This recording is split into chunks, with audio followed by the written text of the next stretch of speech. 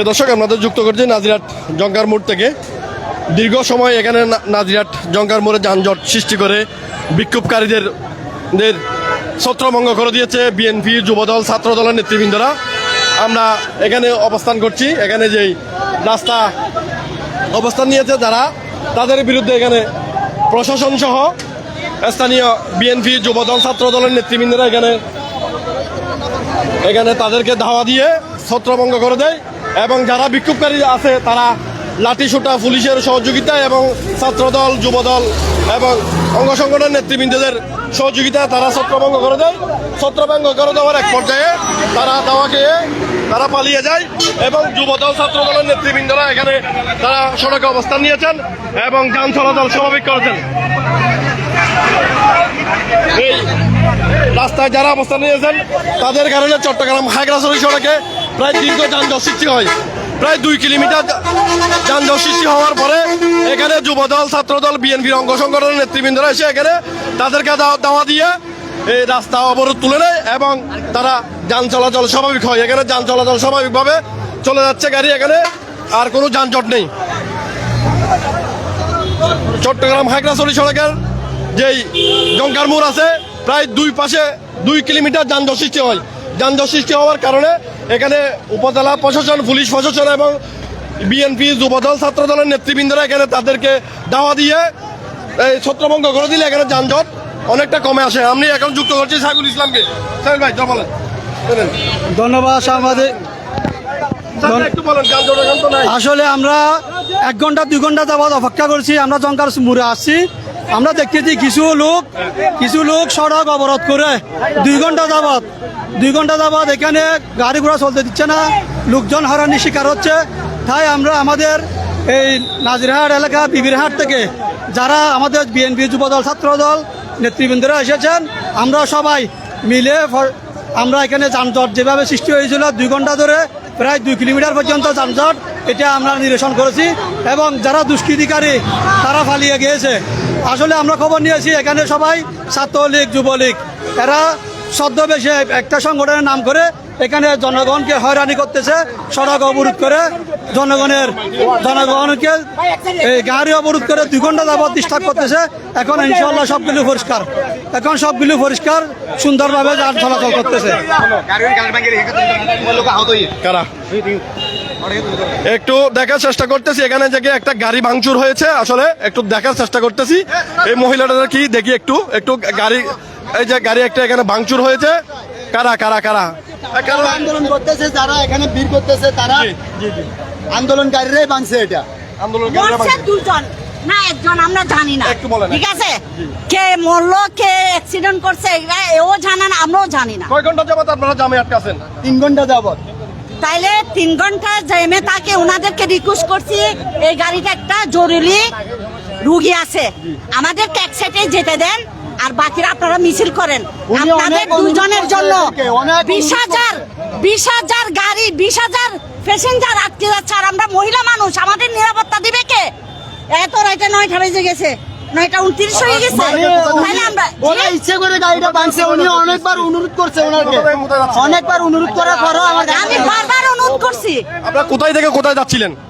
আমি এইখান থেকে যাচ্ছি, আমি কার উঠার কথা ছিল, শেষ ওনার গাড়ি পাইছি, সিএনজি পাইছি, ডাইরেক্ট যাবে, তারপর আমি অক্সিজেনে নামবো। আমি উঠে বসে গেছি, ভাই আমার ভালো লাগতেছে আপনার গাড়িটা উঠে বাতাস খাচ্ছে, না হলে আমি এসি কারে করে নিতাম। তো ওনাকে বলছে আপনি যখন অক্সিজেন যাবেন আমি যাচ্ছি। তাইলে ওদেরকে বললে ওদেরকে আমি ধন্যবাদ। আপনি তাদেরকে চিনছেন? না, এদেরকে কিভাবে চিনবে? এত শত শত মানুষ। না, আমি এখানে চিনতে পারেন নাই? না, আমি প্রিয় দর্শক, এখানে দেখতে পাচ্ছেন এখানে যারা এখানে সড়কে অবরোধ নিয়েছেন তারা এখানে একটি গাড়ি ভাঙচুর করছেন বলে একটু জানিয়েছেন। আমরা একটু দেখার চেষ্টা করতেছি সামনে যেই ভয়াবহ অবস্থা, একটু দেখার চেষ্টা করতেছি।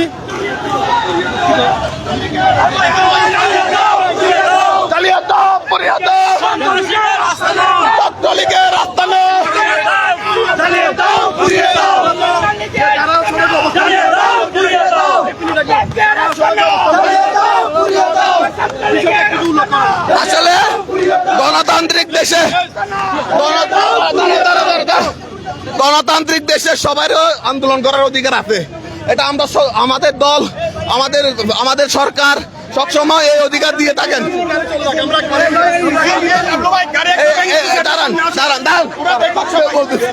এই অধিকার সবারই আছে, কিন্তু ওরা গতকালকে আপনারা দেখেছেন আমাদের মাননীয় এমপি মহোদয় দুইটা সড়ক দুর্ঘটনা হয়েছে, দুইটাই উনি নিজ সশরীরে এখানে উপস্থিত হয়েছেন। উনি ওয়াদা করেছেন, উনি প্রতিশ্রুতি দিয়েছেন খুব তাড়াতাড়ি উনি এই ডিভাইডেড করার জন্য উদ্বোধন কর্মকর্তাকে জানাবেন। কিন্তু আজকে আমরা দেখলাম কি ওরা প্রতিটা আন্দোলনে একটা তারা আছে, ওরা স্মারকলিপি দিবে ইএনও বরাবর, এমপি বরাবর। ওরা কি করলো, প্রথমে ওরা রাস্তা ব্লক করে অ্যাম্বুলেন্স আটকে আছে, রুগীরা আটকে আছে, আমরা পায়ে ধরছি, ভাই ডাকছি, বাপ ডাকছি, ভাই তোমরা এক সাইডে দাও, আন্দোলন করো কিন্তু এক সাইডে করো। কিন্তু ওরা আমাদের কারো কথা মানবে না। ওরা এখানে কয়েকটা গাড়ি ভাঙচুর করছে, এখানে একাধিক শ্রমিক সিএনজি শ্রমিক, গাড়ি শ্রমিক গায়ে মারধর করছে ওরা। পরবর্তীতে আমরা একটা মহিলাকে দেখা দিয়ে মারধর করছে ওরা। তো আমরা সর্বোচ্চ শেষ পর্যন্ত প্রশাসন দিয়ে নিয়ন্ত্রণ করার চেষ্টা করছি, কিন্তু এমন ভাবে দেখলাম ছাত্রলীগ, যুবলীগ, আওয়ামী লীগ এমন ভাবে এখানে পুরো এলাকাটাকে মত সৃষ্টি করছে। আমরা দায়িত্বের মধ্যে করে এলাকার মানুষকে নিরাপত্তা দেওয়া, আমরা শুধু এখানে নিরাপত্তা দেওয়ার জন্য উপস্থিত হয়েছি। আমরা আসার আগে ওরা পালিয়ে গেছে এই এলাকাটা।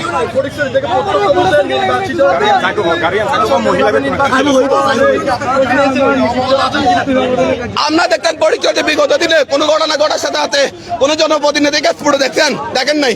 আমাদের এমপি মহোদয় ঘটনা ঘটার সাথে সাথে স্ফুটে গিয়ে ওই স্ফুট স্থান পরিদর্শন করেছেন।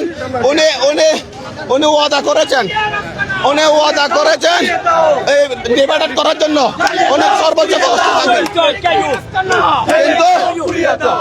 কিন্তু আপনার দেখলাম কি ওরা ধারাবাহিকভাবে যে আন্দোলনটা করার কথা ওরা তা না করে প্রথমে এসে রাস্তা ব্লক করে মানুষকে কষ্ট দিচ্ছে, গাড়ি ভাঙচুর করতেছে। এই ধরনের মগবাজে বাংলাদেশের মাটিতে জিয়া রহমানের সন্তান তারেক রহমানের নেতৃত্বে বাজার সহ্য করা হবে না।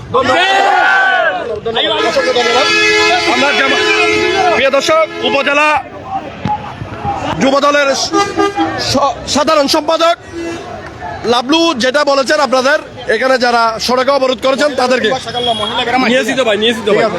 তো আমরা আর ভাই দেখাইলাম তো কিছু আমরা এখানে দেখতে পেলাম, এখানে প্রশাসনের নেতৃত্বে এবং প্রশাসন সহ যুবদল, ছাত্রদল এবং অঙ্গ সংগঠনের নেতৃবৃন্দরা এখানে এসেছেন। যারা অবরোধ করেছেন তাদেরকে আসলে ধাওয়া দিয়ে এখানে ছত্রভঙ্গ করে দেয়। ছত্রভঙ্গ করে দেওয়ার পর এখন যান চলাচল স্বাভাবিক হয়েছে। ধন্যবাদ, ভালো থাকবেন, আসসালামু আলাইকুম।